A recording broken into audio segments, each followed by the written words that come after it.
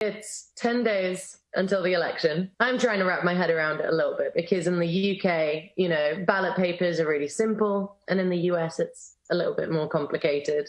How do you approach such an overwhelming array of choices? You got to really research. I think that's one of the biggest things, right? Every candidate on your ballot, whether it be local, state, or federal, they all have specific duties, and then they all play into these larger bodies. But I think the most interesting part about the American government system is they all intersect and have to work together on certain points. So it is a bit of a learning curve at first, but once you get used to researching your candidates, you'll start to see how you can advocate for change based off of the candidates you pick and the combination of candidates you pick as a slate. Okay, so I guess it's not as simple as just voting for the president or voting even for the Senate and Congress. It's so let's say if you wanted to vote, for example, representatives that support police reform and ending racial injustice, where on the ballot does that change happen? That's a great question, right? So it's actually at three different levels, right? So if you want to do specific police reform, going back to the precincts in your area, you would have to vote for like the city council, right? When it comes to police reform on the state level, right, you got to do like the sheriffs, right? The sheriffs for the counties.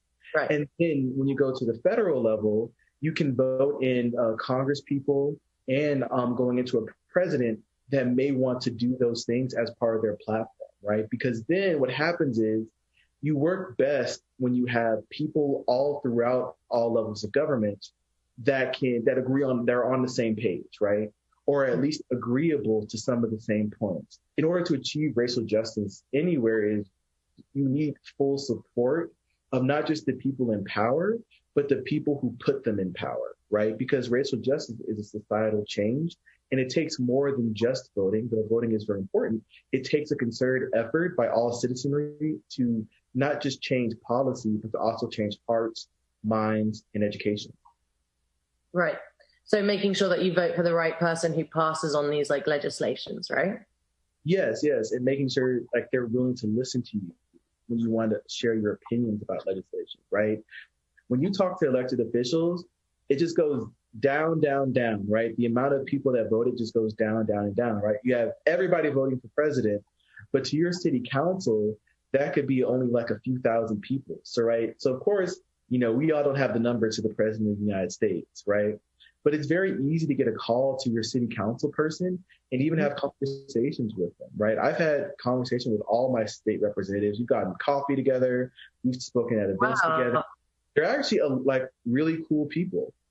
Oh, that's amazing. And so what resources do you use to like find all this out, or to like research who's going to be on your ballot or what their voting record is, or how do we get to be friends with these officials? So when it comes to voting, Ballot Ready is an amazing tool, right?